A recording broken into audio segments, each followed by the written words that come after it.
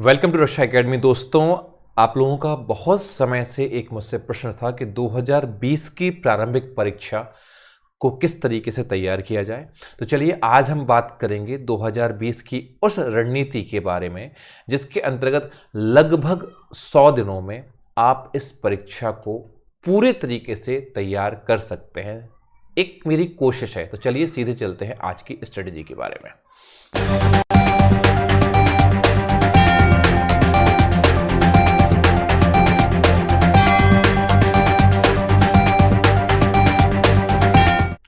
नमस्कार दोस्तों,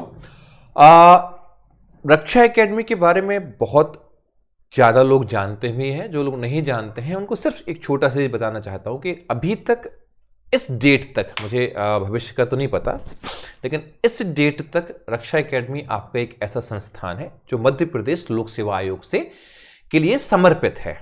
इसका फायदा क्या होता है कि जब आप एक ही एग्जाम को आप बहुत अच्छी तरीके से फोकस करते हैं किसी भी चैनल के साथ में, तो उसकी गुणवत्ता में काफी हद तक अच्छी चीजें आपको देखने को मिल सकती हैं। ठीक है, तो अब यहां पर जो एक मेरा मैसेज है मैं आपको पूरा बता दे रहा हूं कि आज की स्ट्रेटेजी किस तरीके से है, वो आपको जानकारी पता चल जाएगी। प्रिय साथियों, सभी को नमस्कार। रक्षा एकेडमी के ऊपर आप सबके भरोसे के लिए बहुत बहुत धन्यवाद। ठीक है, रक्षा एकेडमी की रणनीति की अपनी एक गुणवत्ता होती है जिसमें विद्यार्थी का समय से मेरा मतलब है कि कौन विद्यार्थी कितना समय दे सकता है, कौन अभ्यर्थी कितना समय दे सकता है, वो अलग अलग होता है। कोई जॉब करने वाला है, कोई जॉब करने वाला नहीं है। वर्तमान हालत, वो किसी गांव में है, किसी शहर में है, कोचिंग कर रहा है, नहीं कर रहा है। कोर्स की विद्यार्थियों से अपेक्षा, इसका मतलब मेरा क्या है कि आखिर एमपीपीएससी आपसे क्या चाहती है। विद्यार्थी का मनोवैज्ञानिक पक्ष, विद्यार्थी का मनोवैज्ञानिक पक्ष से मेरा मतलब ये होता है कि आप जब लोगों से मिलते हैं, जानकारी लेते हैं, तो लोग आपको बताते हैं कि ये सब्जेक्ट पढ़ लो, ऐसा सब्जेक्ट पढ़ लो, ये कर लो, वो कर लो, तो उसमें आपके समक्ष बहुत सारी चीजें ऐसी आती हैं जो आपकी इन्वॉल्व होती हैं डिसीजन लेते वक्त। कब इन्वॉल्व होती हैं आपकी वो, कि जब आप डिसीजन लेते हैं इस एग्जाम की तैयारी करने के लिए। जैसे सपोज आप आज की डेट में मान लीजिए तैयारी कर रहे हैं, ठीक है, तो तैयारी करते वक्त क्या होगा कि आपको कौन सा सब्जेक्ट पढ़ना है, हिस्ट्री पढ़ना है, ज्योग्राफी पढ़ना है, साइंस पढ़ना है, पॉलिटी पढ़ना है, कैसे तैयारी करना है, ये सब चीजें आप कैसे सीखते हैं। ये सब चीजें आप सीखते हैं कि आपको कैसी जानकारी मिल रही है। तो आपका जो मनोवैज्ञानिक पक्ष है वो ध्यान में रखा जाता है। उन बातों का ध्यान रखना जो हर विद्यार्थी की पहुंच में हो। रणनीति बनाते वक्त ये और ध्यान देना पड़ता है कि ऐसा नहीं कि सिर्फ वो लोग जो सो कॉल्ड कोचिंग्स में जाते हैं वो तैयारी कर सकें, बल्कि हर किसी की पहुंच में हो। 2020 के नए पाठ्यक्रम में जो बदलाव है वह इतना सहज नहीं है जितना बहुत से लोगों द्वारा बताया जा रहा है। बहुत से लोग कह रहे हैं कि नहीं, बहुत, या तो ये बता रहे हैं कि पूरा परिवर्तित हो गया, या ये बता रहे हैं कि कुछ परिवर्तित नहीं हुआ। तो इतना सहज नहीं इसको समझना, हमें इसको डेप्थ में जाके थोड़ा सा देखना पड़ेगा। ठीक है, इसलिए आप सभी जो रक्षा एकेडमी की रणनीति पर यकीन रखते हैं इस वीडियो को अंत तक देखें, क्योंकि रणनीति में 3 बातें समझना इंपॉर्टेंट है। क्या करना है, ऐसा ही क्यों करना है, अगर ये रणनीति आपको फॉलो करें तो यही रणनीति क्यों आपको फॉलो करनी है उसका जवाब, और अगर करना है तो क्या ये संभव है या फिर ये कैसे संभव होगा। और ये तीनों बातें समझने के लिए आपको वीडियो पूरा देखना चाहिए। एक डिस्क्लेमर है, वो सभी लोग जो अपने आप को बहुत ज्यादा बुद्धिमान समझते हैं, वो सभी लोग जो अपने आप को संपूर्ण समझते हैं, जिनको एमपीपीएससी की संपूर्ण नॉलेज है, वो सभी लोग जो एक पढ़ाने वाले को उसके सिलेक्शन और रिजेक्शन से जज करते हैं, हाथ जोड़ के निवेदन है कि वीडियो आपके लिए तो कतई नहीं है, आप ना देखें, अपना समय व्यर्थ ना करें। वो सभी लोग जो घर पे रहकर या इस समय पर अच्छी तरीके से तैयारी करना चाहते हैं, जिनको थोड़ा सा प्रैक्टिकल चीजों पे भरोसा है, और जो लोग इस रणनीति को सुनने के बाद उसको वास्तविकता में चेक करेंगे। मैं फिर कह रहा हूं, किसी को फॉलो करने की आपको जरूरत नहीं है। वो सभी लोग जो एक बार इस रणनीति को सुनने के बाद में सिलेबस उठाएंगे, पेपर उठाएंगे, जो बातें मैंने बताई हैं उन सबको एक बार खुद चेक करेंगे, फिर भरोसा करेंगे, फिर फॉलो करेंगे, वो लोग इस वीडियो को अंत तक जरूर देखें। बाकी जिन्होंने जो ज्ञानवर्धक गोली वाले हैं, आपने यहां तक वीडियो देखा, आपके लिए धन्यवाद। अब जो सीरियस बच्चे हैं वो वीडियो को आगे देखें। ठीक है, चलिए आगे चलते हैं हम लोग। आपकी रणनीति में 3 हिस्से होंगे। पहले हम पाठ्यक्रम को अलग अलग हिस्सों में विभाजित करेंगे। अलग अलग हिस्सों में विभाजित करने से मेरा मतलब क्या है कि जैसे आपको याद होगा मैंने लास्ट ईयर जो अपनी स्ट्रेटेजी बनाई थी ए और बी पार्ट में डिवाइड की थी कि आपका पाठ्यक्रम कैसे आप 2 टुकड़ों में तैयार कर सकते हैं और किससे आपको कितना फायदा हो सकता है। इस तरीके से मैंने यहां भी आपका विभाजन किया है। आपने देखा था उसके बाद में बहुत सारे लोगों ने सेम स्ट्रेटेजी आपकी फॉलो की थी और कुछ अच्छे लोगों का मेरे पास रिस्पॉन्ड भी है। ठीक है, क्योंकि सबसे जरूरी विषय और उसकी तैयारी से मिलने वाले नंबर हैं। क्यों मैं ये बात बोल रहा हूं, जो यहां लिखा भी है कि हो सकता है एक विषय जल्दी से तैयार हो जाए पर आपको उससे ज्यादा नंबर और आपको ज्यादा नंबर भी उससे मिल जाए, और एक विषय ऐसा भी हो सकता है जिसमें आपको बहुत ज्यादा वक्त लगे और उसमें रिजल्ट में उसका कोई ज्यादा असर ना पड़े, रिजल्ट में इतना ज्यादा वो इंपैक्ट ना डाल सके। तो हमें सबसे पहले समझना है कि हम पाठ्यक्रम को कैसे विभाजित करके पढ़ें ताकि रिजल्ट जो हो, हमें पीएचडी नहीं करना है, मैं फिर बोल रहा हूं हमें पीएचडी नहीं करना है, हमें रिजल्ट ओरिएंटेड स्टडी करनी है। तो पहली चीज इसका ध्यान रखा जाएगा। दूसरा, अब यह विषय विभाजन इसलिए भी जरूरी है क्योंकि हर विद्यार्थी हर विषय में पारंगत नहीं हो सकता, तो सभी विद्यार्थी अपनी क्षमता अनुसार विषय के महत्व को समझते हुए अपनी तैयारी की दिशा दे सकते हैं। हो सकता है साइंस बैकग्राउंड वाले के लिए हिस्ट्री ज्योग्राफी कठिन हो, आर्ट बैकग्राउंड वाले के लिए हिस्ट्री ज्योग्राफी और आपकी साइंस कठिन हो, कॉमर्स बैकग्राउंड वाले के लिए इकोनॉमी के अलावा सबको कठिन हो। तो आप ये देख सकें कि आपका जो स्ट्रॉन्ग पोर्शन है वो कितना नंबर है और बाकी छोटे छोटे पोर्शन को पकड़ के कैसे आप सिलेक्शन की कगार पे पहुंच सकते हैं। तो इसलिए जरूरी है कि विषयों का आप अपना एक विभाजन आप करें। अगला, रणनीति के दूसरे हिस्से में विषय विभाजन का आधार उसकी आंतरिक जानकारी प्रदान की जाएगी। यानी पहले में मैं आपको विषय सब्जेक्ट डिवाइड करूंगा, कैसे आपके सब्जेक्ट या टॉपिक्स आपके डिवाइड होने हैं। फिर दूसरे में मैंने क्यों डिवाइड किया है मैं आपको ये बताऊंगा, और पूरा सिलेबस इन डेप्थ आपको उसकी जो आंतरिक जानकारी होगी वो मैं आपको बताऊंगा, ताकि हम पूरी तरह से समझ सकें कि विषय विभाजन सही दिशा में किया गया है। यानी देखो मैंने वही कहा, आप किसी को भी फॉलो मत करो, आप सिलेबस को फॉलो करो। और मैं भी वही आपको यहां बता रहा हूं कि सबसे पहले मैं डिस्ट्रीब्यूट करूंगा टॉपिक वाइज, उसके बाद में मैं डिस्ट्रीब्यूट क्यों कर रहा हूं उसका कारण बता रहा हूं आपको कि हर व्यक्ति हर विषय में पारंगत नहीं हो सकता है।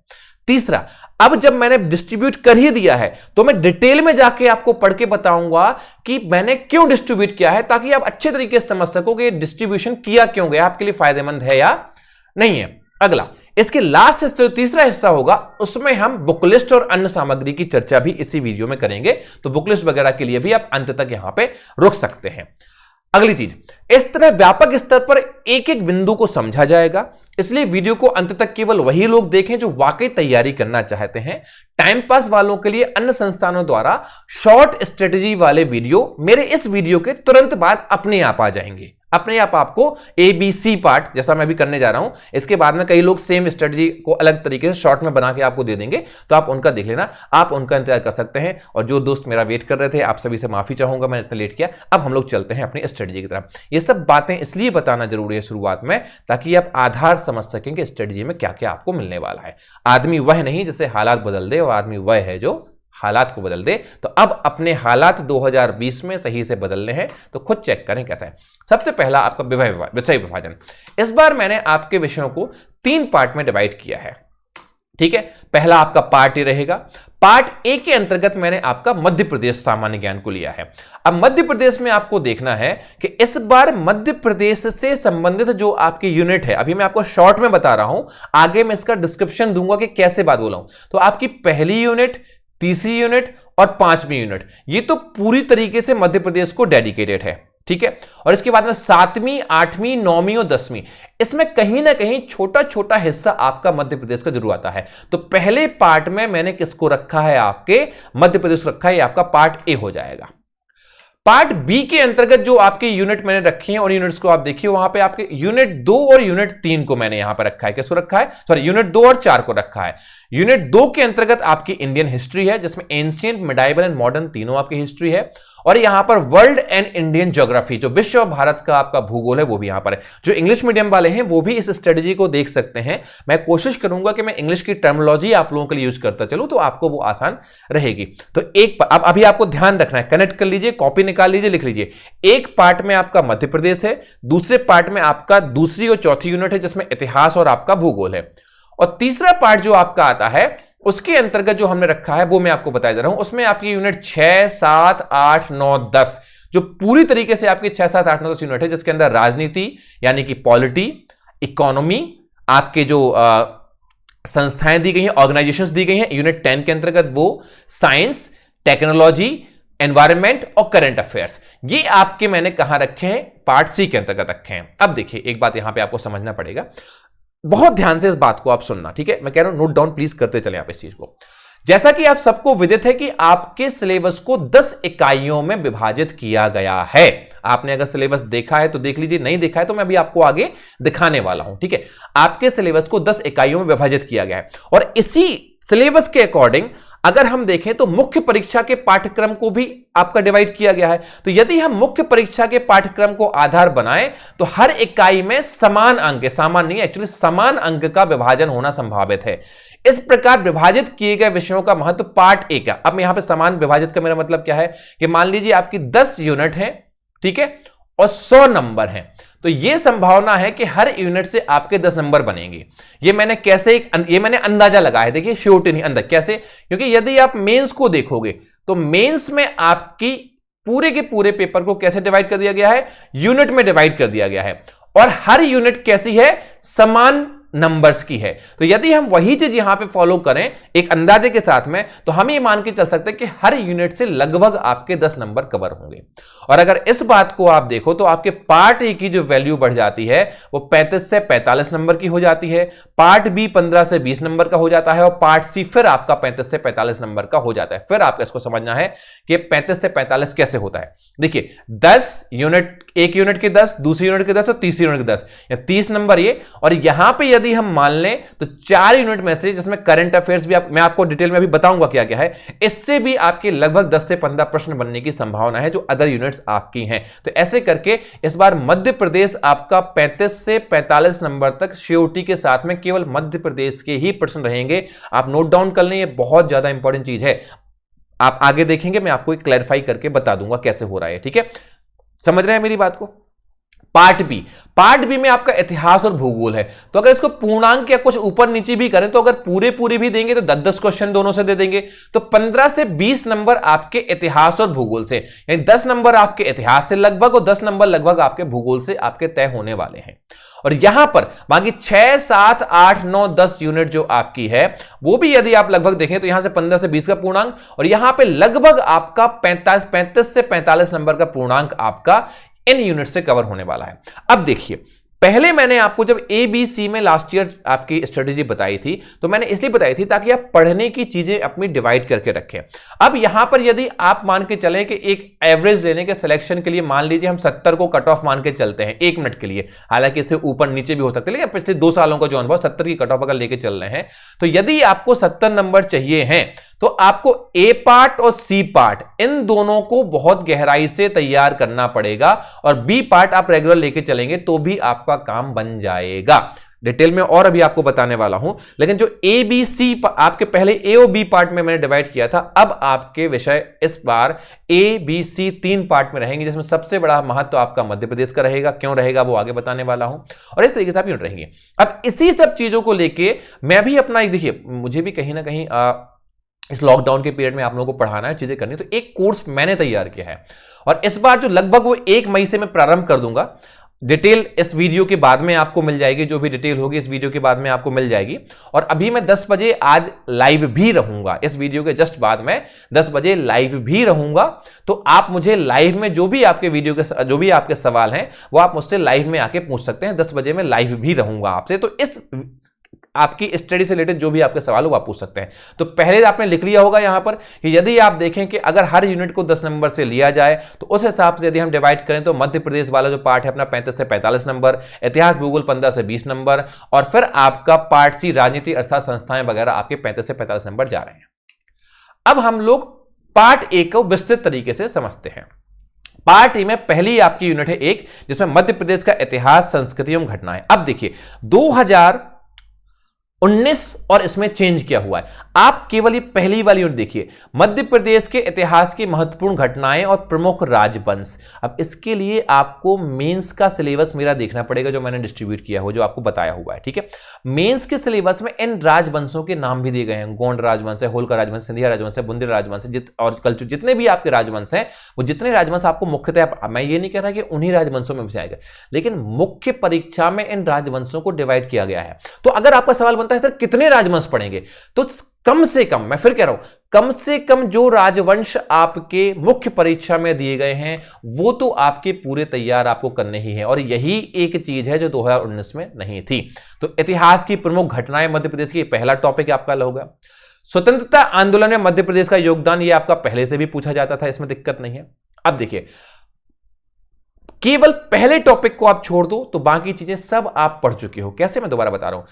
स्वतंत्रता आंदोलन में मध्य प्रदेश का योगदान, यह भी आपने पढ़ा है, ठीक है, पूछा जाता है, आपसे प्रश्न आ रहे हैं। मध्य प्रदेश की प्रमुख कलाएं और स्थापत्य कला, यह भी आपकी तैयार है पूरी तरीके से, पहले भी आप तैयार कर चुके हो, अभी आपको तैयार करना है तो अभी आप तैयार कर सकते हैं। मध्य प्रदेश की प्रमुख जनजातियां और बोलियां, यह भी आपकी तैयार है। प्रदेश के प्रमुख त्योहार, लोक संगीत, लोक कलाएं, लोक साहित्य, यह भी आपका क्लियर, आपको पता है। मध्य प्रदेश के प्रमुख साहित्यकार, उनकी कृतियां, ये भी आपको पता होना चाहिए। मध्य प्रदेश के प्रमुख धार्मिक और पर्यटन स्थल, ये भी आपको पता होना चाहिए, पहले से पता है। और एक चीज नई यहां पर जो अभी ऐड कर दी है, पहले आप पढ़ते भी थे लेकिन अभी स्पेशली थोड़ा एम्फेसाइज कर दिया है कि मध्य प्रदेश के जनजातीय व्यक्तित्व, पहले भी हम लोग जनजातीय व्यक्तित्व को पढ़ते थे लेकिन अब स्पष्ट तौर पे आपका कर दिया गया, इससे प्रश्न आएगा। तो आप पहली डिटेल में समझिए कि मध्य प्रदेश में 3 चीजें आपकी नई, आपको बहुत गौर देके पढ़ना है। पहले आप पढ़ते थे लेकिन आप थोड़ा सा उस पर और गौर करना है कि निश्चित उस पर प्रश्न आएंगे, जो आपको 2019 के पेपर में पता चल गया है। ठीक है, कैसे कि मध्य प्रदेश के इतिहास को आपको गहराई से पढ़ना पड़ेगा, जो यूजुअली आपको कहीं नहीं मिल रहा है, ना तो किसी किताब में ढंग से दिया गया है और ना कहीं पर राजवंशों के बारे में कोई जानकारी आपकी दी गई है। मैं पूरी कोशिश करूंगा कि अपने जो सिलेबस, जो आपका कोर्स मैं बनाने वाला हूं, उसमें एक एक राजवंश, 1857 की क्रांति में मध्य प्रदेश का पूरा योगदान, पूरा का पूरा आपको बहुत अच्छे तरीके से प्रस्तुत कर सको अपने मध्य प्रदेश के कोर्स में, क्योंकि नॉर्मली किताबों में वो आपको अवेलेबल नहीं होने वाला है, ना है। ठीक है, तो ये दोनों आप मेरे ऊपर छोड़ दीजिए, और जनजाति व्यक्तित्व भी आप मेरे ऊपर छोड़ सकते हैं, पूरा मैं आप लोगों को कवर करा दूंगा, आप चिंता नहीं करें। बाकी की जितनी भी चीजें हैं वो आज भी हमारे सिलेबस में, चाहे वो जनजातियां हैं, स्थापत्य कला हैं, बोलियां हैं, लोक संगीत हैं, लोक कलाएं हैं, लोक साहित्य हैं, ये सब की सब चीजें आज भी आपकी हमारे पास में अपडेटेड हैं। आप चाहें तो मेंस वाले चाहें तो वो इसको देख सकते हैं, कोई दिक्कत नहीं है। तो यहां पे कोई आपको ऐसा अगर आप लोगों को लगे कि मध्य प्रदेश में कोई आपकी शंका है तो आप नोट डाउन कर लीजिए। 10 बजे मैं लाइव आने वाला हूं, आप मुझसे उसमें पूछ लेना, ठीक है। अभी 10 बजे मैं लाइव आऊंगा। तो पहले मध्य प्रदेश के संस्कृति साहित्य में आपने एक तरफ देख लिया। अब ये पूरी यूनिट से लगभग आपके 10 नंबर के प्रश्न आने हैं, लगभग। तो इसमें आप देख सकते हैं कि मान लीजिए आपने जनजातियां तैयार कर ली, बोली तैयार कर ली, स्थापत्य ये अभी आप आराम से रट्टा मार सकते हैं। इतना आपने तैयार कर लिया तो लगभग पूरे के पूरे नंबर ही 10 नंबर आपके यहां से उठ सकते हैं। अब मध्य प्रदेश में ही तीसरी यूनिट आपकी है मध्य प्रदेश का भूगोल। इसमें मध्य प्रदेश के वन, वनोपज, वन्यजीव, नदियां, पर्वत और पर्वत श्रृंखलाएं, ये तो आपको पता है, पहले ही आप पढ़ रहे हैं। यहां पे जो इन्होंने स्पष्ट तौर पे अगर नहीं लिखा है तो आप देख लीजिए, इसमें आपके अभ्यारण्य भी आपको तैयार करने पड़ेंगे, ठीक है। क्योंकि आप अगर देखेंगे तो भारत के भूगोल में अभ्यारण्य को मेंशन किया, यहां मेंशन नहीं किया है, फिर भी यहां पे वनोपज को मेंशन किया है, तो उसमें आपको करना पड़ेगा। आपको आपकी अभ्यारण्य के अलावा जो आपके राष्ट्रीय पार्क हैं, नेशनल पार्क्स हैं, वो भी आपको कवर करने पड़ेंगे बहुत अच्छे तरीके से, ठीक है। और साथ में अन्य जो आपके हैं वो भी आपको पूरी तरीके से कवर करने पड़ेंगे, ठीक है। अगला, मध्य प्रदेश जलवायु आप पहले भी पढ़ते थे। मध्य प्रदेश के प्राकृतिक एवं खनिज संसाधन, जितने भी हमारे पास में संसाधन है प्राकृतिक संसाधन में, अब आपके खनिज संसाधन भी हो सकते हैं। खनिजों के अलावा यदि आपको प्रकृति से कोई वन से ले कहीं से भी कोई भी ऐसा संसाधन है जो मध्य प्रदेश का प्रकृति संबंधित है, वो पूरे आपको पढ़ने पड़ेंगे। आपका जल संसाधन भी इसके अंतर्गत आ जाएगा, नीचे ही देख लीजिए, प्रमुख सिंचाइयों विद्युत परियोजनाएं, तो जल संसाधन भी आपको पूरा देखना पड़ेगा। पवन ऊर्जा से संबंधित यदि आपकी कोई चीजें होती हैं तो वो भी आपको देखना पड़ेगा। मध्य प्रदेश में परिवहन, ये स्पष्ट तौर पर हमेशा ही प्रश्न आपका बनता है, पहले भी आ रहा था, वो भी आपको अलग से पढ़ना है। प्रमुख सिंचाई एवं विद्युत परियोजनाएं, बिल्कुल इस बार आप ध्यान रखें कि ये 10 नंबर की यूनिट है आपकी, क्लियर, इसमें 10 नंबर लगभग आपके आने हैं।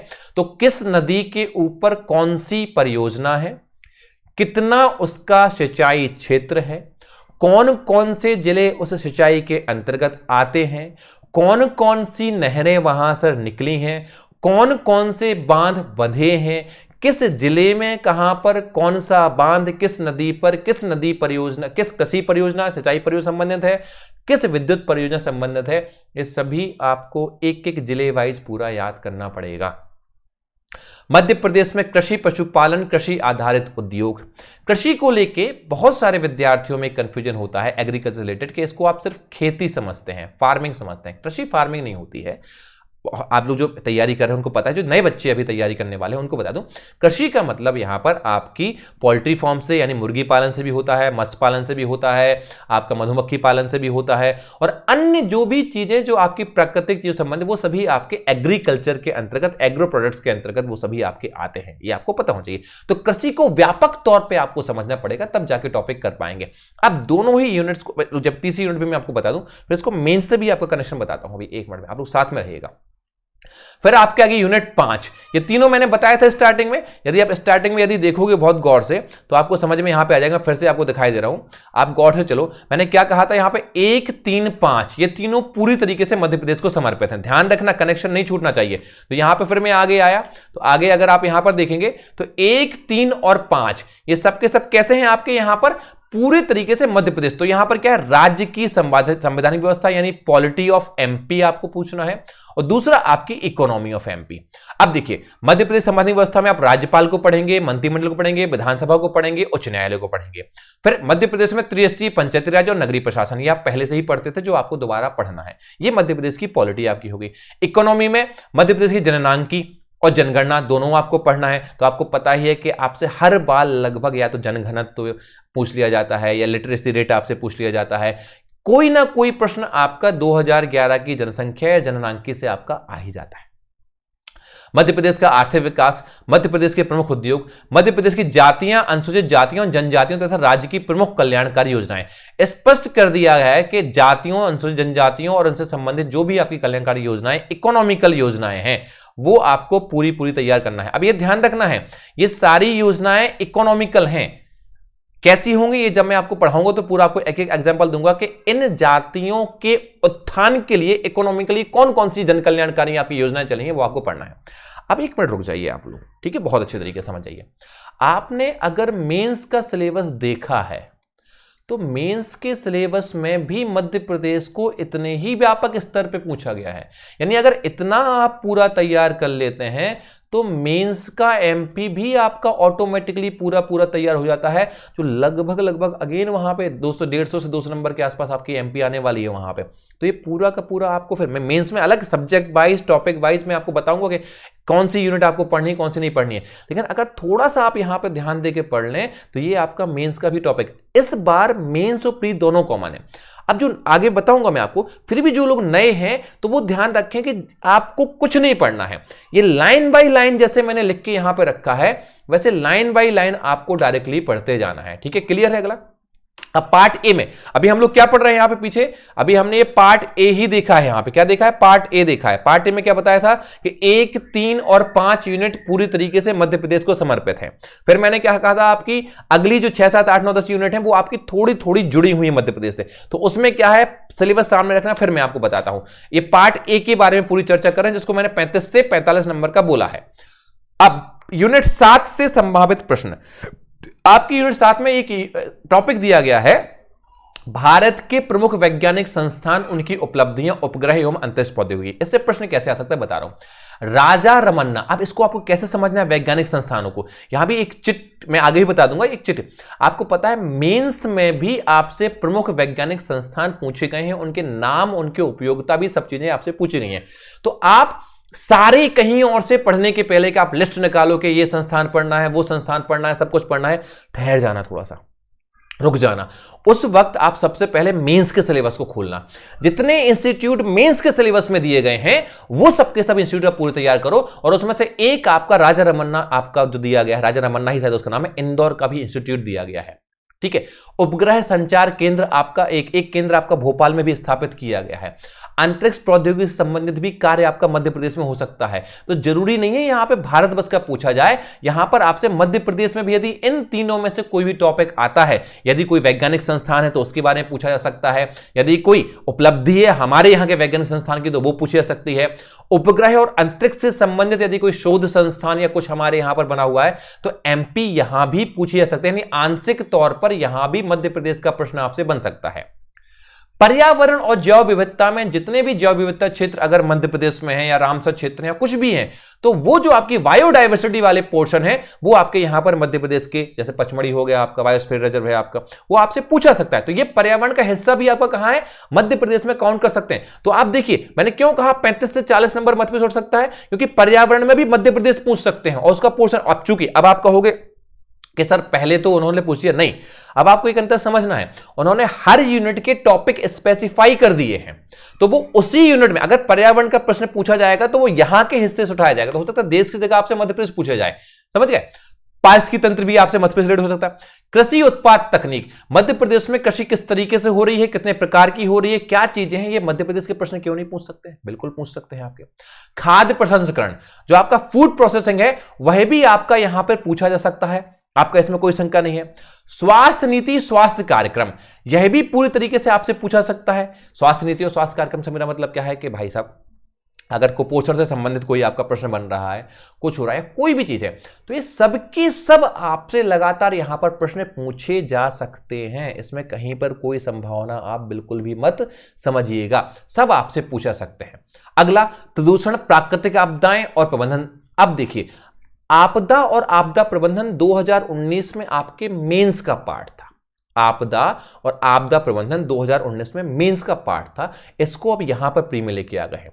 सेम चीजें आपकी मेंस में आज भी मौजूद है, आपदा और आपदा प्रबंधन आपकी मेंस में मौजूद है, लेकिन यहां पर आपको ध्यान रखना प्राकृतिक आपदाएं। अब जैसे कोरोना है, अभी हाल ही मैनमेड नहीं है, अभी हाल ही नेचुरल डिजास्टर लग रहा है, अभी हाल, अगर किसी का इसमें मैनमेड निकल के आता है तो वो भी हो सकता है। तो यहां पर आपको देखना है कि स्वास्थ्य नीति के मध्य प्रदेश में आपकी कोई लालिमा योजना है, कोई ऐसी नीति आपसे नहीं पूछा सकती है, सब पूछी जा सकती है। तो आपको मध्य प्रदेश के कार्यक्रम भी याद रखने पड़ेंगे, तो वो भी आपके 7वीं यूनिट में जो स्वास्थ्य वाला पोर्शन आप मेंस में पढ़ते थे अभी इसके पहले 2019 में, अब वो मेंस में भी पढ़ना है आपको और प्री में भी आपको पढ़ना है। मैंने कहा ना, अब मेंस और प्री अलग नहीं बची है, ये सारे टॉपिक आप मेंस में भी पढ़ोगे। 70% सिलेबस जिन लोगों ने मेरा मेंस का कोर्स लिया है, प्रीलिम्स वालों ने, सॉरी जिन लोगों ने मेरे मेंस का कोर्स लिया है, 70% सिलेबस उनका मेंस में ही कवर हो जाएगा प्रीलिम्स का, बस उन्हें ऑब्जेक्टिव अलग से लगाना पड़ेगा, है ना, आपको ध्यान देना है, ठीक है। तो ये सारे टॉपिक भी आपके मध्य प्रदेश से पूछे सकते हैं। अगला, यूनिट 8 में आपका करंट अफेयर समसामयिकी वाला है, इसमें महत्वपूर्ण व्यक्तित्व संस्थान है, तो क्या ये मध्य प्रदेश के नहीं पूछ सकते हैं, बिल्कुल पूछ सकते हैं। महत्वपूर्ण घटनाएं मध्य प्रदेश की, आपको पता है अगर करंट पूछा जाएगा तो बिना मध्य, तो अगर 10 प्रश्न आ रहे हैं तो 5 प्रश्न तो आपके करंट के मध्य प्रदेश के होंगे होंगे, ये तो आपको पहले से पता है। तो 8वीं यूनिट में भी मध्य प्रदेश आपका ऐड हो रहा है, और यहां तो ने स्पेसिफाई भी कर दिया है कि भारत एवं मध्य प्रदेश की प्रमुख खेल संस्थाएं, खेल प्रतियोगिताएं एवं पुरस्कार। तो देखिए अब 7वीं यूनिट में और 8वीं यूनिट में दोनों में फिर आपका मध्य प्रदेश आ गया। 9वीं यूनिट में ई गवर्नेंस का टॉपिक, पूरी यूनिट बताऊंगा आपको। ई गवर्नेंस में आपसे मध्य प्रदेश की गवर्नेंस के, भाई प्रधानमंत्री मुख्यमंत्री का आपका कौन सा नंबर है सहायता के लिए, या किस तरीके से ई गवर्नेंस की योजना मध्य प्रदेश चल रही है, यह भी आपसे पूछा सकता है प्रीलिम्स में, याद रखना। यह भी आपका यूनिट 9 भी आ सकता है। और यूनिट 10 में आप देखिए, यूनिट 10 में उन्होंने क्या लिखा है, राष्ट्रीय प्रादेशिक संवैधानिक और सांविधिक संस्थाएं। तो जब इन्होंने प्रादेशिक यहां पे दे ही दिया है, तो आप मान लीजिए यहां भी मध्य प्रदेश से आएंगे, जैसे राज्य निर्वाचन आयोग, मध्य प्रदेश लोक सेवा आयोग, राज्य मानवाधिकार आयोग, राज्य महिला आयोग, राज्य बाल संरक्षण आयोग, राज्य अनुसूचित जाति एवं जनजाति आयोग, ठीक है, राज्य पिछड़ा वर्ग आयोग, एक मिनट पीछे चलिए, फिर आपका यहां पर सूचना आयोग, सतर्कता आयोग, राष्ट्रीय अधिकरण आयोग, खाद्य संस्करण संरक्षण आयोग इत्यादि। यानी मध्य प्रदेश के भी, यानी राज्य स्तरीय आपके आयोग हैं, वो भी आपके पूछे जाएंगे, तो भी प्रश्न आपका एमपी से बनेगा।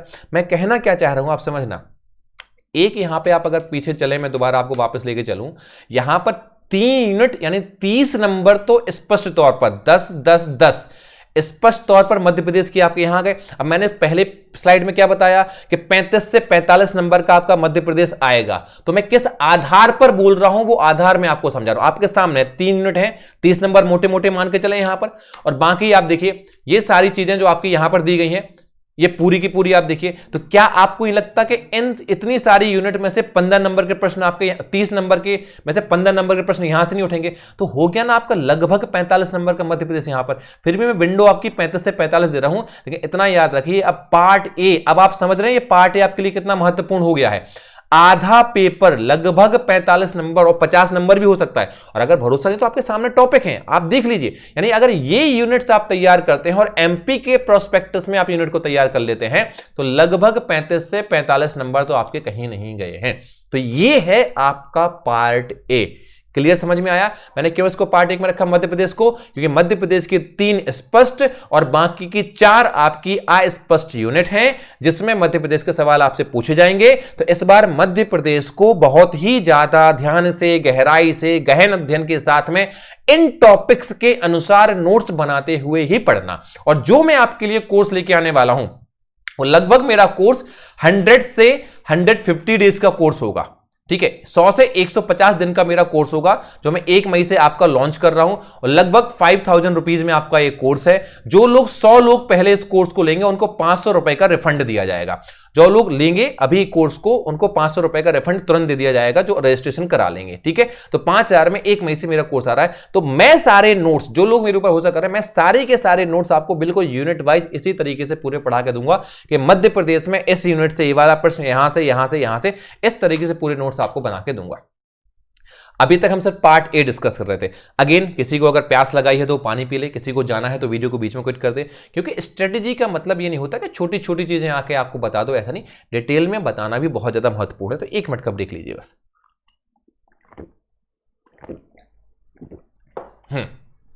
तो अब आप यहां पर देखेंगे पार्ट बी में आपका इतिहास और भूगोल, कोई भी परिवर्तन नहीं है, जो है मैं आपको बता दूंगा। ठीक है, अब वापस थोड़ा सा मैं आपको दोबारा ले जाऊंगा सॉरी से। अब फिर यहां पे कह रहा हूं, ये सारे आयोग आपके मेंस में भी दिए गए हैं। ये टॉपिक, आपके जितने टॉपिक हैं सब मेंस में दिए गए हैं। तो अगर आप मेंस के हिसाब से थोड़ा सा स्ट्रांगली तैयारी करते जाओगे तो प्रीलिम्स आपकी पूरी तैयार हो जाएगी। ये टॉपिक्स आप देख लें, सारे के सारे टॉपिक आपके ज्यों के तो मेंस में भी दिए गए हैं। ठीक है, इतिहास तो पूरा दिया गया है। अब अगर हम इतिहास की बात करें तो प्राचीन एवं मध्यकालीन भारत के इतिहास की प्रमुख विशेषताएं, घटनाएं, उनकी प्रशासनिक, सामाजिक और आर्थिक व्यवस्थाएं, सेम इसी तरीके से आपका मेंस टॉपिक पूछा गया है। तो यहां पर आपसे पूछा सकता है, यहां पर प्रश्न कैसे पूछ सकते हैं, या तो आपसे पूछा जाएगा कि फलानी फलानी व्यवस्था किस राजवंश के अंतर्गत थी, कौन पहला राजवंश की स्थापना किसने की, अंतिम प्रशासक कौन था, कौन प्रसिद्ध शासक था, किसने कौन सी उपाधि देके रखी थी, मौर्य कालीन युग की प्रमुख विशेषता क्या थी, वहां की सामाजिक संरचना कैसी थी, आर्थिक संरचना, पूरा का पूरा इन डेप्थ मेंस के अकॉर्डिंग आपसे यहां पे इतिहास में प्रश्न पूछा जाना है। फिर 19वीं 20वीं शताब्दी में सामाजिक और धार्मिक सुधार आंदोलन, अब याद रखना यहां पे 20वीं शताब्दी यानी 19वीं और 20वीं शताब्दी में जो आपके सामाजिक और धार्मिक सुधार आंदोलन हुए हैं, उनके बारे में आपको पढ़ना है। यहां पर 18वीं शताब्दी नहीं दिया है, ध्यान रखना आप, यहां पर मध्यकालीन सामाजिक स्थिति दे दी है यहां पर। तो इसमें आपके राजा राममोहन राय वगैरह भी आपसे पूछे जाएंगे, महावीर भी पूछा जाएगा, महात्मा बुद्ध भी पूछा जाएगा, सब पूछे जाएंगे। देखिए 19 और 20 से मतलब क्या है कि आप यदि देखेंगे जो थिंकर्स आप एथिक्स में पढ़ते हैं, जो करंट के लोग हैं, जो सामाजिक और धार्मिक सुधार आपके काम हुए हैं करंट में, जैसे ज्योतिबा फुले आपकी आई हैं, सामाजिक सुधारक थी आपकी, ये सभी 19वीं और 20वीं शताब्दी यानी अब करंट में जो आपके चेंजेस हुए हैं वो आपसे प्रश्न यहां पे पूछे जाएंगे, ये आपको ध्यान रखना है। स्वतंत्रता संघर्ष एवं भारतीय राष्ट्रीय आंदोलन, ये तो आपका आना ही है। स्वतंत्रता के पश्चात भारत का एकीकरण और पुनर्गठन, यहां भी थोड़ा सा मध्य प्रदेश आपका ऐड हो सकता है, क्योंकि एमपी का जो पुनर्गठन है, रीऑर्गेनाइजेशन है, वो भी आपसे यहां पर पूछा सकता है। तो इतिहास में यहां भी आपका ये इंपॉर्टेंट हो सकता है। तो इतिहास लगभग वही है, बस ये अंतर जो आपको देखना है कि अब आपसे सामाजिक, आर्थिक, राजनीतिक जैसी व्यवस्थाएं आपकी मेंस में पूछी जा रही हैं, वही यहां पर पूछी जा रही हैं। 18वीं शताब्दी का तो पूछेंगे पूछेंगे, धार्मिक सुधार, राष्ट्रीय और आपका आंदोलन, सामाजिक आंदोलन। लेकिन 19वीं और 20वीं शताब्दी में भी जितने भी आपके आंदोलन, तो आपको करंट यानी कि आपको आजादी के बाद के भारत में हुई घटनाओं को भी तैयार करना पड़ेगा व्यापक स्तर, और फिर आपका ये राष्ट्रीय आंदोलन और ये एकीकरण पुनर्गठन, ये आपसे पूछा जाएगा। भूगोल बहुत बहुत ब्रॉड सिलेबस कर दिया है, चाहे मेंस का हो चाहे प्री का हो, और इसको मैंने इसलिए बी पार्ट में केवल 2 टॉपिक आपके इस पार्ट में रखे हैं मैंने तैयारी करने के लिए, भारत और विश्व का भूगोल। अब भौतिक भूगोल, इन्होंने लाइन तो लिख दी भौतिक भूगोल, भौतिक विशेषताएं एवं प्राकृतिक प्रदेश, लेकिन आपको क्या लगता है केवल इतना ही है? इसमें जाके आपको कंप्लीट देखना पड़ेगा, कहां, कैसे, कब, किसका निर्माण हुआ, किस तरीके से डिवाइड हुए, बिग बैंग थ्योरी से लेकर वर्तमान में महाद्वीपीय व्यवस्था से लेकर हर कुछ तक पूरा कहीं से भी आपसे प्रश्न पूछा सकता है। और पूरे भौतिक भूगोल में भारत के प्राकृतिक प्रदेश और विश्व के प्राकृतिक प्रदेश दोनों आपसे पूछा। पहले विश्व भूगोल से केवल आपसे सिंपली आपसे क्या पूछा जाता, जल संधि, पूछ लिया जाएगा, कभी आपसे ज्वालामुखी पूछ लिया जाएगा, कभी कुछ पूछा जाएगा। और यही चीज, सेम चीज आपको मेंस में भी इन डेप्थ आपकी आ रही है, डिट्टो यही आ रही है। फिर प्राकृतिक संसाधन, ये वन, अब यहां पे भारत और विश्व दोनों साथ में लिखा है, तो एक तो भारत के वन, विश्व के वन, भारत की खनिज संपदा, विश्व की खनिज संपदा, भारत के जल, कृषि, वन्यजीव, राष्ट्रीय उद्यान, अभ्यारण्य, सफारी, ये भारत और विश्व दोनों के आपको तैयार करने हैं। फिर सामाजिक भूगोल में जनसंख्या, अब आप देखिए दीपक सर ने उस समय आपको कोर्स में विश्व की जनसंख्या के बारे में भी थोड़ी जानकारी दी थी। ये देखिए, ये आपकी सिलेबस में देखिए, जनसंख्या संबंधी जननांकी, जनसंख्या वृद्धि, आयु, लिंगानुपात, साक्षरता, आर्थिक गतिविधियां सामाजिक भूगोल के अंतर्गत। यहां पे इन्होंने स्पेसिफाई नहीं किया कि भारत की कि विश्व की, और ऊपर टॉपिक में भारत और विश्व दोनों, तो यहां पर भारत और विश्व दोनों की आपको पढ़नी पड़ेगी। बहुत ही बृहद है, इसीलिए जो मैं आपका सिलेबस कराऊंगा ये 2 यूनिट में आपको सबसे आखिरी में कंप्लीट करवाऊंगा। सबसे आखिरी में मेरा पूरा फोकस केवल इन्हीं यूनिट के ऊपर रहेगा मेरे कोर्स में। शुरुआत में आपकी, और मैं देखो मैं कैसे रखूंगा, 100 से लेके 150 दिन का मेरा प्लान है। इस वीडियो के बारे में जब 10 बजे मैं अभी लाइव आऊंगा उसमें भी बता दूंगा आपको अपने कोर्स के बारे में, और अलग से कोर्स के ऊपर वीडियो बनाऊंगा किस तरीके से कवर करना है। तो मैं एक यूनिट वाइज आपका खत्म करता चलूंगा पूरा का पूरा, ठीक है। इस बात का आपको ध्यान रखना है। तो ये सब चीजें आर्थिक भूगोल में प्राकृतिक और मानवीय संसाधन, उद्योग, यातायात के साधन, विश्व के महाद्वीप, देश, महासागर, नदियां, पर्वत, विश्व के प्राकृतिक संसाधन, परंपरागत, गैर परंपरागत ऊर्जा स्रोत, यानी भारत और विश्व में ये सारी की सारी यूनिट पूरी आपको पढ़नी ही पड़ेंगी किसी भी कीमत के ऊपर। इनके बिना आपका काम नहीं चलने वाला है। इस बार आपको महाद्वीप पढ़ने पड़ेंगे, देश पढ़ने पड़ेंगे, महासागर पढ़ने पड़ेंगे, नदियां पढ़नी पड़ेंगी, पर्वत पढ़नी पड़ेंगी, जल संधियां पढ़नी पड़ेंगी, जलड मरुमध्य आपको पढ़ने पड़ेंगे, ठंडी गर्म जलधाराएं आपको पढ़नी पड़ेंगी, ठीक है। व्यापारिक पौने, आपको जो पौने हैं वो पौने आपको पढ़नी पड़ेंगी। कुल मिला के पूरा का पूरा भारत और विश्व का भूगोल बहुत अच्छे तरीके से इन डेप्थ आपको पढ़ना पड़ेगा, तब जाके कर पाओगे। इसीलिए मैंने ये अलग से रखा। अब देखिए, इतना सब आपको पढ़ना है, लेकिन ये मैंने कहा था शुरुआत में, फिर अपने पॉइंट को यहां प्रूफ करता हूं। मैंने क्या लिखा था कि हो सकता है कुछ यूनिट्स को आप कम समय में तैयार कर लो लेकिन ज्यादा नंबर दें, और कुछ यूनिट्स को आपको तैयार करने में बहुत बड़ा टाइम लग सकता है लेकिन नंबर कम हो। यहां फिर यूनिट वाइज देखें तो 10 + 10 यानी मैक्सिमम 20 नंबर के प्रश्न यहां से आएंगे, और ये सबसे बड़ा बृहद सिलेबस है। तो समझे मैंने इसको बी पार्ट में अलग क्यों रखा है, कैसे पढ़ना मैं आगे आपको बताऊंगा। क्योंकि अगर आप इसमें फंस गए पूरे तरीके से डिटेल में पढ़ने में, तो आप ये समझ लीजिए कि बाकी का कोर्स ही आप कवर नहीं कर पाओगे। ये अकेले बस आपके 100 दिनों में कवर नहीं हो सकते हैं, इतना बड़ा है आपका ये, ठीक है। बाकी तरीका बताएंगे आगे कैसे होना है, ठीक है। सेम आपका उसमें आ चुका है मेंस में। अब पार्ट सी में जिसमें आपकी पॉलिटी है बहुत कम कर दी है, स्पष्ट कर दिया है। पहले आपके 1773 से आपको एक्ट पढ़ने पड़ते थे, अब आपको केवल और केवल 2 एक्ट पढ़ने हैं। भारत शासन अधिनियम 1990, 1935 क्लियर, संविधान सभा क्लियर आपको पढ़ना है, संघीय कार्यपालिका राष्ट्रपति संपत्ति क्लियर आपको पढ़ना है, डीपीएसपी, फंडामेंटल राइट्स और आपकी फंडामेंटल ड्यूटीज आपको पढ़नी है, आपके जो कॉन्स्टिट्यूशनल अमेंडमेंट, संवैधानिक संशोधन हुए वो आपको पढ़ने हैं, सर्वोच्च न्यायालय, न्यायिक व्यवस्था आपको पढ़नी है, भारतीय अर्थव्यवस्था। अब ये जो चीज है भारतीय अर्थव्यवस्था जिन्होंने इतना बस दे दिया, इसमें आपको लगभग अर्थव्यवस्था के प्रकार जितनी भी चीजें सब पढ़नी पड़ेंगी। ये मत सोचना इकोनॉमी आपको कम पढ़नी पड़ेगी, पूरी पढ़नी पड़ेगी, ठीक है। औद्योगिक विकास, विदेशी व्यापार, अब ये विदेशी व्यापार आपका खास का, तो इसमें एफडीआई क्या होता है, ठीक है, ये सब आपको पूरा पढ़ना पड़ेगा। आयात कितना हो रहा है, निर्यात कितना हो रहा है, ये पूरा आपको पढ़ना पड़ेगा। ये नई चीजें, अभी आपसे आयात निर्यात के बहुत कम प्रश्न पूछे जाते थे, अब पूरे फॉरेन डायरेक्ट इन्वेस्टमेंट के प्रश्न, विदेशी व्यापार, आपका फॉरेन एक्सचेंज वगैरह कुछ आपसे नहीं पूछा जा रहा था, अब आपसे पूछा जाएगा। फिर वित्तीय संस्थाएं क्लियर कर दी कि रिजर्व बैंक, राष्ट्रीयकृत बैंक। अब राष्ट्रीयकृत बैंक जब इन्होंने बोला है तो इसमें जितने बैंक हैं आपके वो पूरे बैंक आपके पूछे जाएंगे। फिर सेबी, एनएसई, गैर वित्तीय बैंकिंग संस्थाएं, सब कुछ आपका पूरा का पूरा आपसे क्या होगा यहां पर पूछा जाएगा। तो अब देखिए इकोनॉमी पॉलिटी, और देखिए फिर अगेन इस पूरे टॉपिक में आपको 10 नंबर हैं और पूरी पॉलिटी और पूरी लगभग, लेकिन हाँ स्पेसिफाई कर दिया है यहां पर हम इतना ही पढ़ेंगे जितना हमें बताया गया है और उसी के तहत हम तैयारी करेंगे, ठीक है। यूनिट 7 में आपकी पूरी विज्ञान और पर्यावरण है। अब एक ये लाइन बड़ी खतरनाक लिखी है, विज्ञान के मौलिक सिद्धांत। मैंने इसको सर्च किया सिलेबस में कि विज्ञान के मौलिक सिद्धांत में क्या होंगे, तो यहां पर आप इस लाइन को, जहां तक मेरी अंडरस्टैंडिंग है, आप इस समझ लीजिए कि जो आपके प्री 2019 का सिलेबस है वो पूरा का पूरा फिजिक्स, केमिस्ट्री और बायोलॉजी तीनों का आपको कवर करना है, वही आपके मौलिक सिद्धांत है। अगला भारत के प्रमुख वैज्ञानिक संस्थान, इनकी उपलब्धियां, उपग्रह, अंतरिक्ष प्रौद्योगिकी। एमपी में भी पढ़ना है, मैंने वहां बताया है आपको, ये देश के भी आपको पढ़ना है। पर्यावरण, जैव विविधता, पारिस्थितिकी तंत्र, ये तीनों आपको इसमें पढ़ने हैं।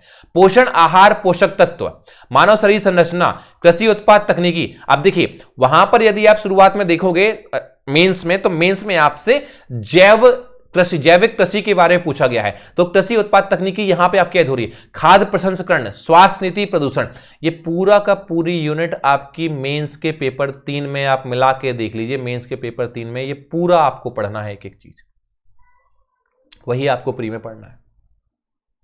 और इस बार मेंस का पेपर 3 आपका निर्णायक रहेगा। आप मेरा सिलेबस डिस्कशन देखना, मैंने पूरा समझाया हुआ है। तो यहां पर यदि आप ये सोचो कि ये यूनिट भी आसान है, तो बिल्कुल आसान नहीं है, इसमें भी इन डेप्थ आपको जाना पड़ेगा। और इस सब के बाद भी इसका वेटेज 10 नंबर ही आ रहा है। क्लियर है आपका? कहीं कोई डाउट है आपको? लेकिन याद रखना, इसमें गहराई में मत घुसना, लाइन बाय लाइन जो चीजें दी गई हैं उतना ही पढ़ना, उससे ऊपर कुछ नहीं पढ़ना।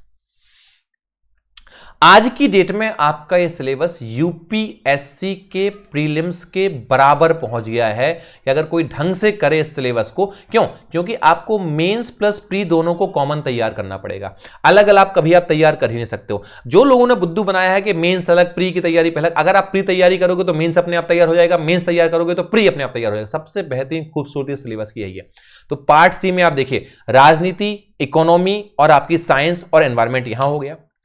फिर आपका अगला क्या आ जाता है यहां पर? करंट। करंट आपका तीनों है। महत्वपूर्ण व्यक्तित्व स्थान, यानी अब प्रश्न या तो किसी व्यक्तित्व पे आएगा या किसी प्लेस पे आएगा आपसे। प्रमुख घटनाएं आपकी पूछी जाएंगी आपसे। भारत मध्य प्रदेश के प्रमुख खेल, यानी स्पोर्ट्स आपका अभी भी है, स्पोर्ट्स आपका पुरस्कार यहां पे पूछा जाएगा। तो ये आपका करंट अफेयर्स है, ये आपको डेली पढ़ना ही पड़ता है। अलग बात है, नॉर्मल आप जानते हैं, इसमें कोई खास चेंज आपका है नहीं है। ठीक है। टेक्नोलॉजी में, अब टेक्नोलॉजी में जहां पे आपका इलेक्ट्रॉनिक ही आपको दे दिया है, भले आपको कंप्यूटर नहीं दिया गया है, क्योंकि कंप्यूटर क्या है? Computer itself is an electronic device. Information and technology वो भी कंप्यूटर के साथ ही होती है। साइबर सिक्योरिटी कंप्यूटर के साथ होती है। ये सभी चीजें जो आपके कंप्यूटर से रिलेटेड है, तो आपको ये नहीं सोचना है कि यहां पे अब कंप्यूटर साफ तौर पे नहीं लिखा है तो आपका कंप्यूटर नहीं पूछा जाएगा। कंप्यूटर इसके अंदर आ चुका है और आपसे पूछा जाएगा। यानी प्री में भी आपको कंप्यूटर पढ़ना है और वहां आप मेंस में जाके देखेंगे तो वहां भी आपको क्या पढ़ना है? कंप्यूटर जरूर पढ़ना है। फिर देखिए एआई, आर्टिफिशियल इंटेलिजेंस, ठीक है, तक आपकी जो इसको क्या बोलेंगे? आर्टिफिशियल, कृत्रिम बुद्धिमत्ता, साइबर सिक्योरिटी, ये पूरे आपके थर्ड पेपर के पार्ट है। अब देखिए थर्ड पेपर यदि वहां पे आप तैयार कर लेते हैं तो आप यहां पे देखिए, अगर वहां का थर्ड पेपर आपका तैयार है तो प्रीलिम्स के 10 नंबर यहां से थर्ड पेपर तैयार करने में, जो पूरा मैं ही पढ़ाऊंगा आपको थर्ड पेपर अभी 2020 का पूरा, और 10 नंबर यहां के, यानी 20 नंबर केवल साइंस और टेक्नोलॉजी के आपके आ रहे हैं। आप समझ रहे हैं महत्व यहां पे? इस यूनिट में कितना पावर? 20 नंबर आपके सिर्फ साइंस एंड टेक्नोलॉजी के पेपर, क्योंकि internet, social network, sites, e commerce सब आपके आ रहे हैं।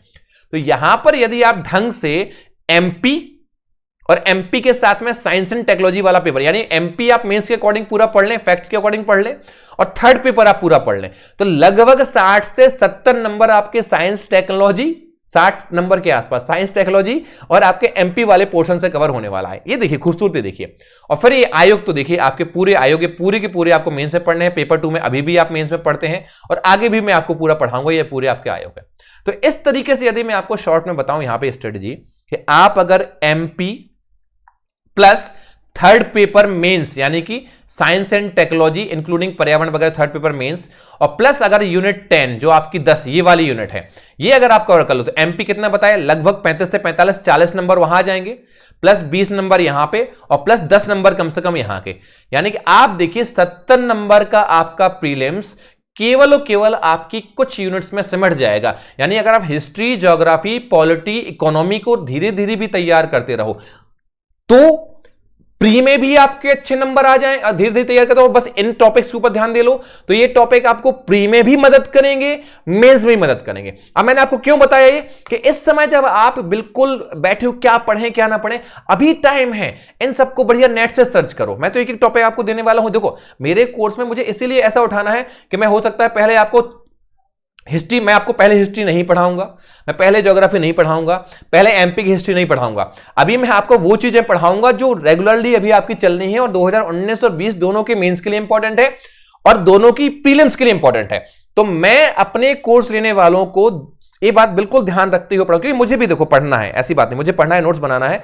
तो ये आपकी यूनिट 10 पहली होगी, यूनिट 9 पहली होगी, यूनिट 7 पहली होगी, यूनिट 6 पहली होगी, इस तरीके से यूनिट में आपकी पहले करूंगा। और इसी के अकॉर्डिंग हमारी एक टेस्ट सीरीज आपकी चल रही है जो यूनिट वाइज चल रही है। जैसे जैसे मेरा कोर्स बढ़ता जाएगा वैसे वैसे ही आपकी प्रीलिम्स की टेस्ट सीरीज भी चलती जाएगी। तो मेरा जो मोटिव है अपने कोर्स के साथ में, जो लगभग आपका 1 मई से 5000 में मैं आपके लिए लेके आने वाला हूं, पूरा मुझे ही पढ़ाना है। और पहले 100 लोगों को मैं 500 रुपए का रिफंड भी करूंगा। वो आपका कल से या आज रात से, कल से आपकी जो आपको वेबसाइट से मिलना शुरू हो जाएगा, रजिस्ट्रेशन आप चालू कर सकते हैं। जो 100 लोग खरीद लेंगे उनको मैं 500 रुपए फोन पे के थ्रू उनके अकाउंट में ट्रांसफर कर दूंगा। 5000 में से 500, तो केवल 100 लोगों तक वो रहेगी। तो मैं आपको क्यों कोर्स के बारे में बता रहा हूं, क्योंकि मैं खुद आपको इस तरीके से पढ़ाऊंगा कि 70 नंबर तो सबसे पहले आपके तैयार हो। ठीक है, अब क्यों ये मेरे लिए इंपॉर्टेंट है अभी पढ़ाना, क्योंकि अभी 2019 का मेंस का जो मेरा कोर्स है उसमें भी मुझे ये सब चीजें पढ़ानी है, 2020 के मेंस के कोर्स में मुझे पढ़ानी है, और प्रीलिम्स 2020 में पढ़ानी है। तो ये सब चीजें ही मैं पहले उठाऊंगा। तो जो मेरे मेंस वाले हैं, जो रुके हुए हैं, जिनको ये टॉपिक नहीं मिले, उनको ये टॉपिक मेरे बन चुके हैं लगभग, मैं 1 तारीख से शुरू कर दूंगा धीरे धीरे। देखो यहां पर थोड़ा सा भी नेटवर्क का इश्यू है, इसलिए 4-5 दिन से वीडियो ला पाया। मैं धीरे धीरे 100-125 दिन में आपका पूरा प्रीलिम्स का कोर्स और मेंस 2019 का कोर्स लगभग जुलाई 15 तक आपका पूरा खत्म हो जाएगा। ठीक है, मेंस 2020 का कोर्स में लगभग आप मान के चलें कि जो आपका बाकी बचेगा, मेरा इतिहास भूगोल जो मुझे आपको, क्योंकि मुझे ही पढ़ाना है आपको, तो मैं ही आपको डिटेल में जाकर पढ़ाऊंगा वो चीज। तो आप ही मान के चलें कि 2020 का भी लगभग मेंस अगर मैं पूरा पढ़ाता हूं तो अगस्त के आसपास आपकी प्री प्लस मेंस 2020 पूरी मैं आपको तैयार करके खुद दे दूंगा। इतना टाइम मुझे लगेगा, इससे पहले नहीं होगा। दूसरी बात, जो आपका कोर्स होगा उसमें धीरे धीरे क्लासेस अपडेट होंगी, लाइव क्लासेस नहीं होगी, रिकॉर्डेड क्लासेस में आपको देता रहूंगा। तो आपको मेरे साथ में रहना पड़ेगा, लेकिन हाँ, जो क्लास होगी उसके नोट्स उसी दिन आपको साथ में मिलेंगे। अब चलिए हम चलते हैं समय प्रबंधन हमें कैसे करना है, ये बात आप समझ लीजिए। ठीक है, पार्ट ए में रोजाना आप एक टॉपिक को कवर करें, साथ में आप क्या करें, आप ऑब्जेक्टिव क्वेश्चन भी लगाएं, ये पूरे करें तो आपका काम हो जाएगा। 60 दिन अधिकतम में पार्ट ए पूरा आप कवर कर सकते हैं। ठीक है, पार्ट ए में, जो पार्ट ए में क्या है, पीछे जाके वीडियो आपको देखना पड़ेगा, मैं बता चुका हूं। पार्ट बी में आपको 100 दिन कम से कम लगेंगे, लेकिन 100 दिन में आप डेली ऑब्जेक्टिव लगाते जाएं तो आपका पूरा ये कवर हो जाएगा।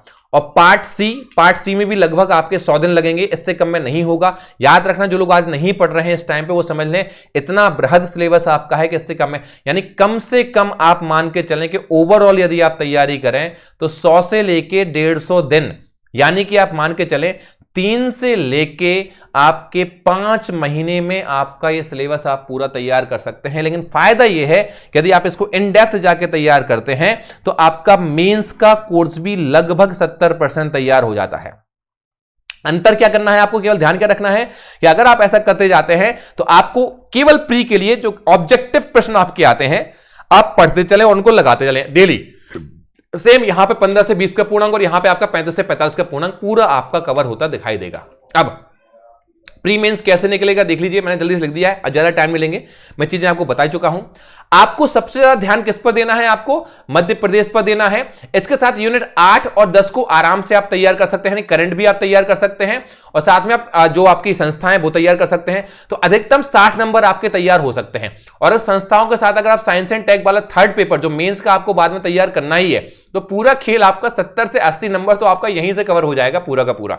तो ये करंट मिला के संस्थाओं को मिला जाए, तो फिर भी मैं मानूं कि अगर आप थोड़ा थोड़ा भी पढ़ते जाएंगे तो 55 नंबर पे पकड़ आपकी बड़ी आसानी से केवल मध्य प्रदेश, यानी मैंने जो पार्ट ए बताया है, यानी कि आप अगर यहां पे अलग अलग अपने हिसाब से देख लें, पार्ट ए प्लस 8वीं यूनिट या 10वीं यूनिट, या फिर पार्ट ए प्लस 7वीं यूनिट और 9वीं यूनिट, जो भी आप करना चाहें, जैसा आपका विषय है, अगर आप ऐसे तैयार करें तो 60 से 70 नंबर की प्रीलिम्स आपकी केवल इतने में खत्म हो जानी है। क्लियर है, बाकी को आप धीरे धीरे करें। और ध्यान रखना, कुछ ना कुछ पोर्शन तो आपको स्ट्रांगली तैयार करना ही पड़ेगा। तो ये अपने विषय के अनुसार आप पूरा डिसाइड कर लें आपको कौन सा पढ़ना है, कौन सा नहीं पढ़ना है।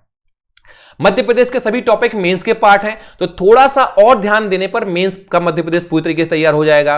मेंस का पेपर 3 और आपकी यूनिट 7 पूरी तरीके से समान है, तो आप मेंस के पेपर 3 के साथ आराम से यूनिट 7 को कवर कर सकते हैं।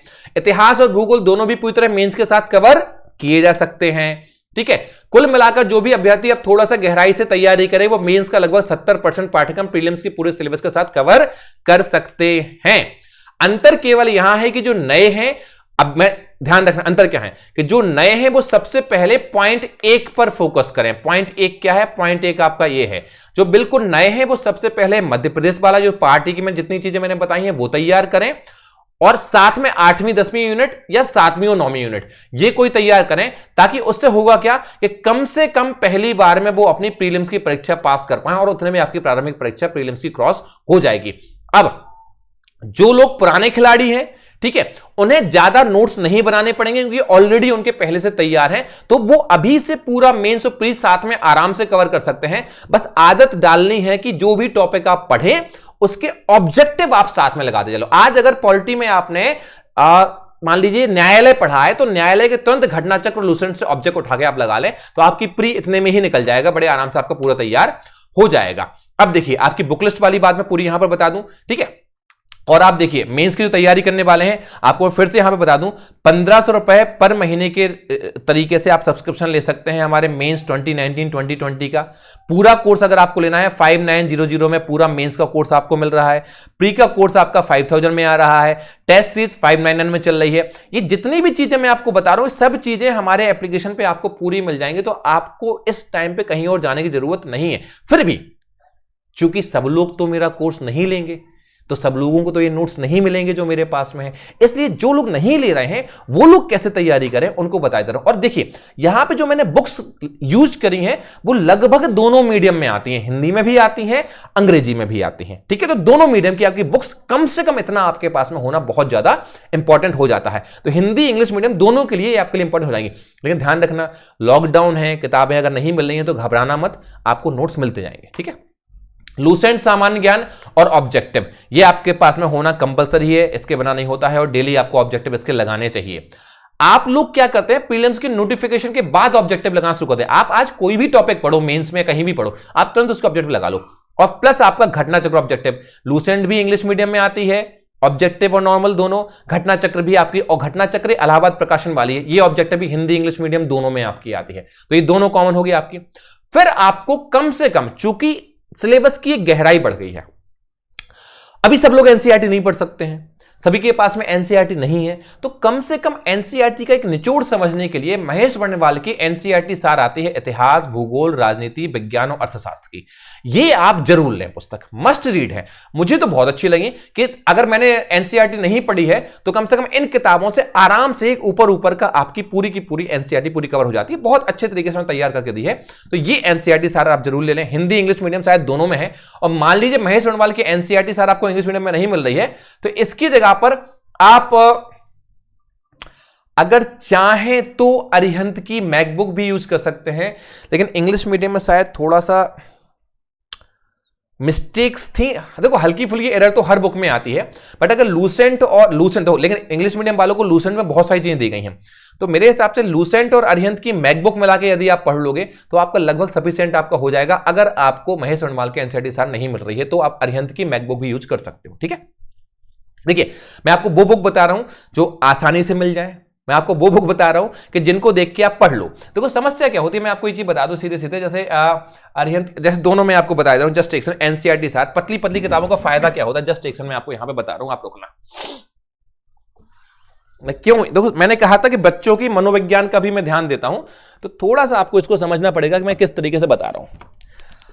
अब क्या होता है कि मान लीजिए कि अगर आपको कोई बहुत मोटी पुस्तक दे दी जाए, बहुत ज्यादा मोटी पुस्तक दे दी जाए, तो क्या होगा, आपका मन विचलित होने लग जाता है कि यार इतना सारा कैसे पढ़ेंगे, ये हमारी तैयारी कैसे हो पाएगी, हम कैसे ये सब चीजें कर पाएंगे, ये मन, आपके मन में शंका पूरी आती। तो मैं क्या करता हूं कि पूरी एनसीईआरटी 8वीं 10वीं वो नहीं, देखो हर बच्चा पूरा नहीं पढ़ सकता है, हर बच्चे के पास पूरी किताबें नहीं हो सकती हैं। तो जैसे ये है भारत का भूगोल है, पूरा का पूरा आपका महेश वर्णवाल का एनसीईआरटी सार, बढ़िया देखिए बेहतरीन तरीके से मैप के थ्रू आपका पूरा जितनी आपकी जरूरत है पूरा बढ़िया तरीके से प्री के अकॉर्डिंग मेंस के अकॉर्डिंग दोनों आपका दिया गया, दोनों आपको बढ़िया तैयार हो जाएगा। अब मैंने अरिहंत की मैकबुक, ये इंग्लिश मीडियम में शायद आती ही, आप देख लेना, अगर नहीं आती है तो अरिहंत की मैकबुक इतनी पतली किताब होती है, ये पूरी एनसीईआरटी पूरा आपका क्या है हिस्ट्री की है। अब अंदर जाके आप इसमें देखोगे तो इसमें प्रीलिम्स के अकॉर्डिंग पूरी चीजें आपकी दी गई हैं। अब देखो कई लोग बोलेंगे अच्छी है बुरी है, देखो मेरा मानना है कि मैं नकारात्मकता बहुत कम देखता हूं।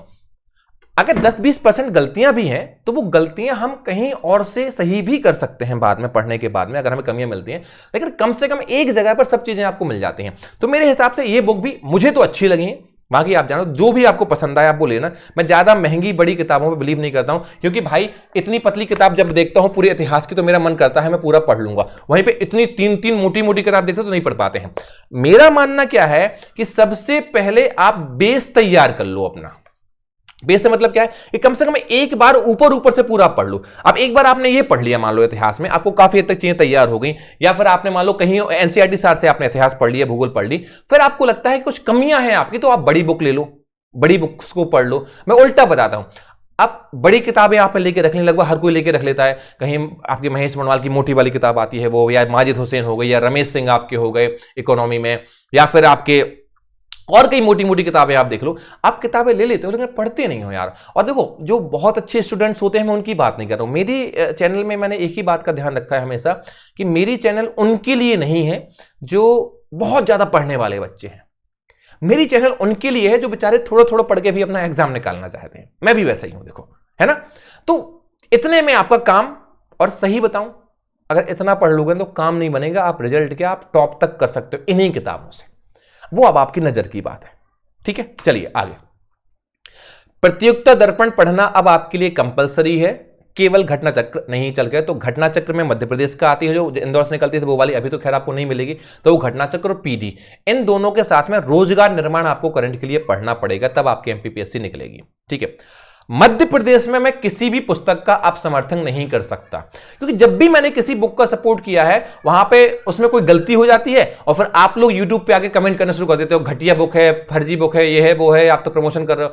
मुझे ना चवन्नी मिलती है ना कुछ मिलता है, मैं दोस्ती यारी में कर देता हूं। तो भैया मैं किसी बुक, जो बुक आपके पास है वो अच्छी है, लेकिन दूसरी बात सुन लीजिए, हर पुस्तक में कहीं ना कहीं त्रुटियां आती हैं और उसके बाद मेरे द्वारा उस पुस्तक का नाम बताने पर आप लोग मेरे ऊपर सवाल उठा देते हैं। दूसरा, किसी भी पुस्तक में मध्य प्रदेश का इतिहास का वह स्तर है ही नहीं है जो अब आपका कोर्स कवर करा सके। किसी बुक को उठा लो आप, जिस स्तर का इतिहास अब आपको चाहिए वो किसी बुक में है ही नहीं है, ठीक है।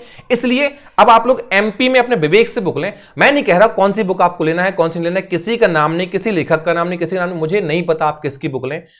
भाई सब अपने आप में फन्ने खा हैं, सब अपने आप में बेस्ट लिखते हैं, सब अपने आप में महान है। मैं ना लेखक हूं ना कुछ हूं, मुझे नहीं पता। मेरे कहने से मध्य प्रदेश की कोई बुक आप बिल्कुल ना लें, आपको जो अच्छी लगे आप बोलो, ठीक है। बाकी मेरे पास में जहां से जितना हो पाएगा उतना मैं अलग से नोट्स आपको बना के जरूर दे दूंगा, ये मेरी गारंटी है, ठीक है।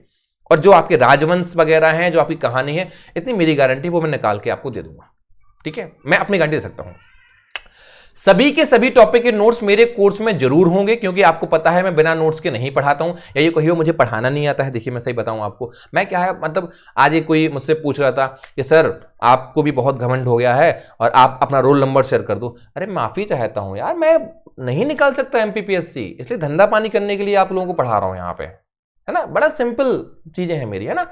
तो मेरा यही है कि फालतू के सवाल जो आप लोग करते हो उससे ज्यादा यदि आप पढ़ने पे ध्यान दो ना, जितना आपको दूसरों को नीचे दिखाने में मजा आता है ना, उतना अगर पढ़ने पे ध्यान दोगे तो सिलेक्शन ले जाओगे। और मैं फिर कह रहा हूं, मैंने आपको पीछे जितनी बातें बताई हैं वो इसलिए फॉलो मत करना कि मैंने कहा है।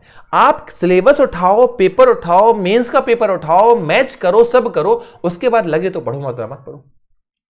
तो अब मैंने क्या कहा, यहां पर सभी के सभी टॉपिक्स मेरे कोर्स में जरूर होंगे, परंतु यहां पर बिल्कुल आवश्यक नहीं है कि आप सभी मेरा कोर्स लेंगे। इसलिए मैं वो पुस्तक बता रहा हूं जो आप सबके पास मौजूद हैं। देखो जरूरी नहीं है आप सब लोग मेरा कोर्स लेंगे, बिल्कुल जरूरी नहीं है, ठीक है। जो लेंगे उनको नोट्स मिल जाएंगे। मान लो कोई कोर्स नहीं लेता है, कोई शिकायत है, कोई भी चीज है, मान लो स्टडी देखता है, तो ऐसा नहीं है कि वो अपनी तैयारी नहीं कर सके। मैंने आपको जो हथियार बढ़ाए हैं, अगर आप मेरा कोर्स नहीं लेते हैं, ये सब चीजें आप पढ़ते हैं, तो भी आपकी तैयारी पूरी हो जाएगी। बिल्कुल घबराने की जरूरत नहीं है, कोई कंपल्सन नहीं है कोई आपको एग्जाम। मैंने फिर कहा ना, अच्छा लगेगा तो आप लोग खुद देखोगे, नहीं लगेगा कोई बात नहीं, लेकिन इतनी चीजें आपके पास होना आवश्यक है, ठीक है।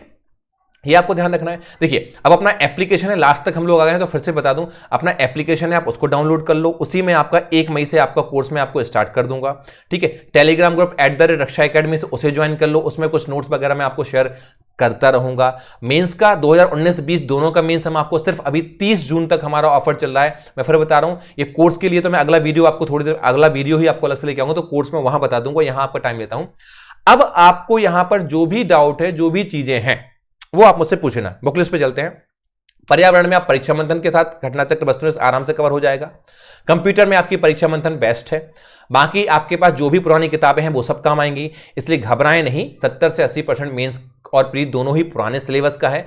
भ्रम से बचें, स्वयं थोड़ा गहराई से देखें। मार्केट है एजुकेशन का, 2020 के नाम पे वही चीजें कॉपी पेस्ट करके आपको मिल जाएंगी और आप बड़े हंस हंस के ले भी लोगे। तो कुछ नहीं है, आपके पास जो किताबें हैं, जो चीजें हैं, सब काम आएंगी। जो चीजें अलग हैं वो मैंने देखी सारी स्ट्रेटजी में, मैंने वहां भी आपको एक एक पेपर में नया बताया है। जहां आपको नया पढ़ना है वो भी मैंने आपको बताया है। जहां पुराना, जितनी ईमानदारी से मुझसे हो सकता है मैंने पूरा बताया है।